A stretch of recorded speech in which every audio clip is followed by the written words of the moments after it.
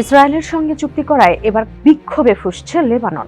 ওয়াশিংটনে করা এই চুক্তিকে কেন্দ্র করে ২৬ জুন রাত থেকে ২৭ জুন দেশটির রাজধানী বৈরুতের বিভিন্ন এলাকায় বিক্ষোভে নামে শত শত হিজবুল্লাহ সমর্থক।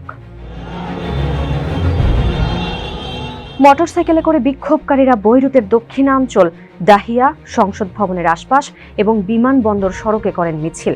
অনেক জায়গায় টায়ারে আগুন জ্বালিয়ে অবরোধ করা হয় সড়ক। পরিস্থিতি নিয়ন্ত্রণে লেবাননের সেনাবাহিনী বিভিন্ন এলাকায় বসিয়েছে অস্থায়ী চেকপোস্ট।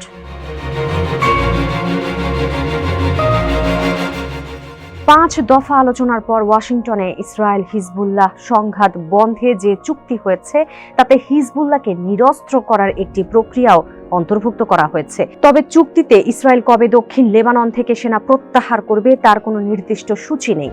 এটাই ফুঁসেছে হিজবুল্লাহ। হিজবুল্লাহ বরাবরই দাবি করে আসছে, ইসরায়েল যতদিন লেবাননের ভূখণ্ড দখল করে রাখবে এবং নিরাপত্তা হুমকি সৃষ্টি করবে ততদিন তারা অস্ত্র সমর্পণ করবে না। হিজবুল্লাহ নেতা নাঈম কাসেম চুক্তিটি নাকচ করে দিয়ে বলেন, ওয়াশিংটনে যে চুক্তি হয়েছে তা অপমানজনক, লজ্জাজনক এবং অবৈধ। এর পরিবর্তে ইরান যুক্তরাষ্ট্র সমঝোতার আওতায় লেবাননে যুদ্ধবিরতির শর্তই কার্যকর করা উচিত।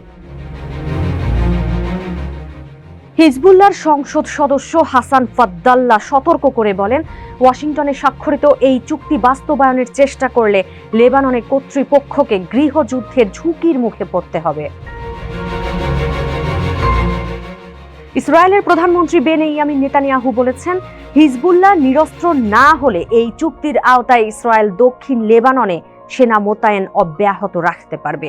তিনি আরও দাবি করেন, ইরান আমাদের জোর করে দক্ষিণ লেবানন থেকে সরিয়ে দিতে চায়, কিন্তু ইসরায়েল, লেবানন ও যুক্তরাষ্ট্র একসঙ্গে তাদের জানিয়ে দিয়েছে এটি তাদের বিষয় নয়।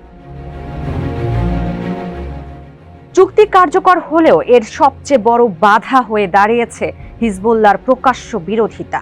একদিকে যুক্তরাষ্ট্র, লেবানন ও ইসরায়েল চুক্তি বাস্তবায়নে এগোতে চাইছে, অন্যদিকে হিজবুল্লাহ অস্ত্র সমর্পণ করতে অস্বীকৃতি জানিয়ে প্রতিরোধ চালিয়ে যাওয়ার ঘোষণা দিয়েছে। ফলে দক্ষিণ লেবাননের সাময়িক শান্তির আভাস মিললেও রাজনৈতিক অচলাবস্থা, নতুন সংঘাত কিংবা অভ্যন্তরীণ সংকটের আশঙ্কা এখনো পুরোপুরি কাটেনি।